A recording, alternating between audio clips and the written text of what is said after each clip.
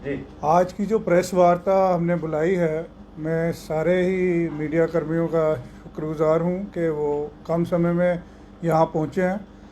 आज की जो प्रेस वार्ता है वो जो डीसी साहब ने, डीसी जम्मू ने एक ऑर्डर पास किया है जिसमें जोनिंग की गई है ई ऑटो रिक्शास की।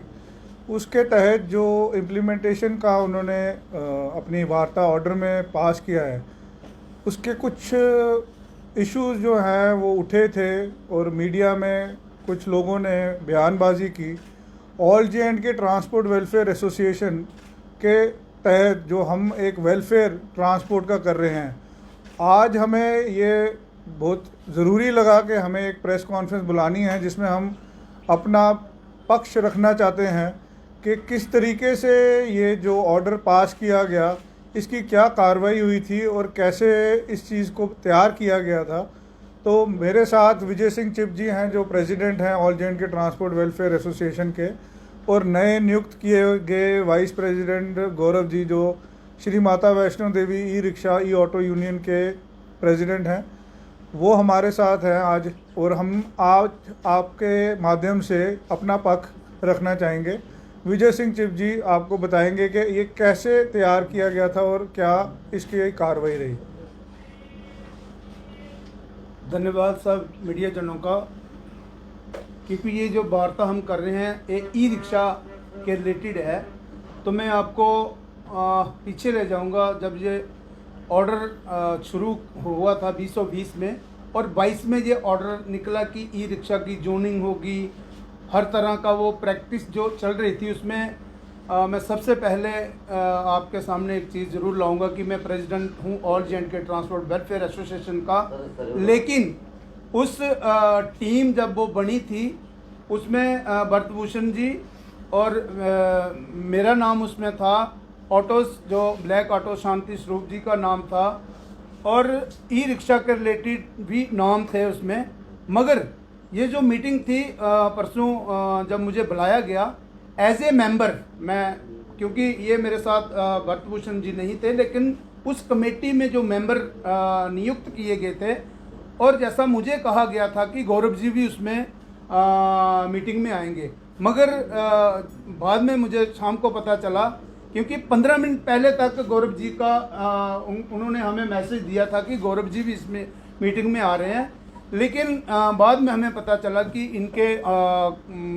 घर में कोई बीमार थे, मेरे ख्याल मिसिस, तो ये हॉस्पिटल में थे। और ये एक जो गैप बना हुआ है इसमें मैं लाना चाहूँगा, क्योंकि ऑल जे एंड के ट्रांसपोर्ट वेलफेयर एसोसिएशन जब ज्वाइन की थी गौरव जी ने, तो बड़ा एक, मैं सीधे सवालों में कहूँगा कि हमारे मन में खोट नहीं है। ऑल जे एंड के ट्रांसपोर्ट वेलफेयर एसोसिएशन में बस, mini bus, auto, oil tankers, taxi, सोमो, जितने गाड़ियां हैं, टेम्पो ट्रैवल और ई रिक्शा, तो मैं अपनी तरफ से खासकर प्रेसिडेंट होने के नाते ये जो ऑर्डर निकला है, क्योंकि इसमें मैं ये भी नहीं कहूँगा कि डीसी साहब बहुत अच्छे इंसान हैं, इन्होंने बहुत अच्छा काम किया है, मगर इसमें बहुत सारी चीज़ें थी ई जोनिंग बनाने से पहले। क्योंकि आपने देखा यहाँ इतनी तादाद में बाहर से ऑटोस चल रहे हैं, और पहला नंबर तो यहाँ जो लोग बेच रहे हैं पॉलिसी तो उनके पास चाहिए, ना तो मेरे पास है, विजय सिंह के पास है, ना गौरव जी के पास है। आपने ये आलू प्याज की तरह, जैसे मैंने कहा कि आपने ये बेचे हैं, तो फिर भी ये जो इन्होंने पहले 3 महीने का डीसी साहब ने ऑर्डर किया था, लेकिन वहाँ उस मीटिंग में मैंने कहा 3 महीने बहुत ज़्यादा होते हैं, 1 महीना करिए। और मैं सभी उन भाइयों को, खासकर जो मेरे ई ऑटोस और ई रिक्शा के भाई हैं, कि ये परमानेंट ऑर्डर नहीं है, हम वो रास्ता निकालेंगे मिल के बैठ के सारी हमारी, क्योंकि हमारे यहाँ ट्रांसपोर्ट में बहुत तरह के लोग हैं, हम ई रिक्शा का गला नहीं कटने देंगे, हम वो रास्ता निकालेंगे जिससे वो उनका भी रोजगार चले, सभी का रोजगार चले। क्योंकि गौरव जी हमारे साथ हैं, मैंने कह दिया है कि हमारे मन में खोट नहीं है, और सरकार को अभी हमने अगर अभी दिवाली तक तो इन्होंने टाइम हमें दिया है, लेकिन उसके बीच में मैं मैसेज दूंगा ऑल जे के ट्रांसपोर्ट वेलफेयर एसोसिएशन की तरफ से कि उससे पहले एक हमारी मीटिंग हो जिसमें मिल बैठ के, क्योंकि बहुत सारी उसमें भी फैमिलियां हैं, लोगों को अंधेरे में रखा गया। क्योंकि अगर सरकार ये पॉलिसी पहले ही लाती तो मुझे लगता हमारी, और कई आपने देखा कई बार हमारे झगड़े हुए हैं, लेकिन मैं ईमानदारी से कहूँगा कि हमारी जो ऑल जे के ट्रांसपोर्ट वेलफेयर एसोसिएशन है उसमें हमने ई रिक्शा को काफ़ी सारी पहले ही रिलीफ दी है। क्योंकि जब से गौरव जी हमारे साथ जुड़े हुए हैं हमने हर जगह, देखिए आप अगर कहीं क्रॉसिंग दी, कहीं हर एक वो हमने बैठ के, हाँ ये जो जोनिंग है, जोनिंग के लिए हम सरकार से अभी एक हफ्ते के अंदर ही हम पहले मिलेंगे। क्योंकि बहुत सारी इसमें दिक्कतें आएंगी कि अगर मैं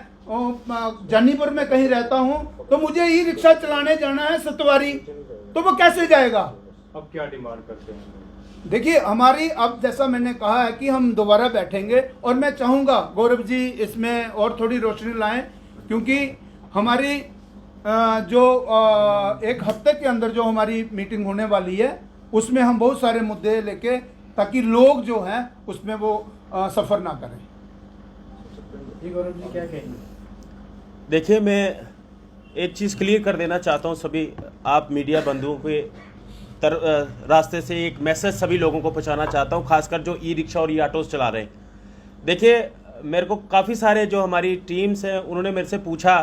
कि आप ऑल जे वेलफेयर एसोसिएशन, क्या जो डीसी साहब ने नाम लिया कि भाई इस जो ऑर्डर हम जोनिंग का कर रहे हैं क्या वो इसमें सहमत हैं? तो मेरे और साथ में जब हमारे प्रेसिडेंट साहब को वहाँ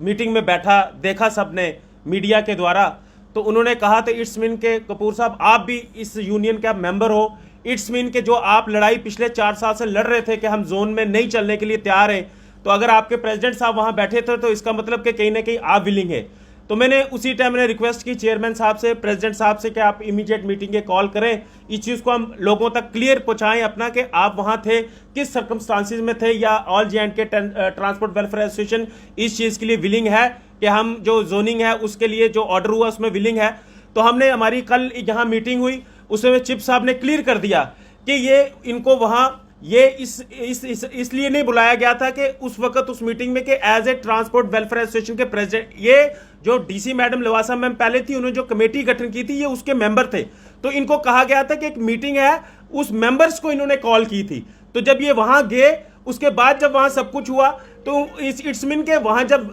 विजय जी गए, इनको नहीं पता था कि ये इस तरीके की जोनिंग का काम होने लगा है। अगर इनको पता होता तो मुझे लगता है जरूर विजय जी चेयरमैन साहब को पूरी टीम के साथ बात करते फिर जाते, बट इनको कहा गया कि हमने इनको एज ए कमेटी मेंबर वहां बुलाया गया। इसलिए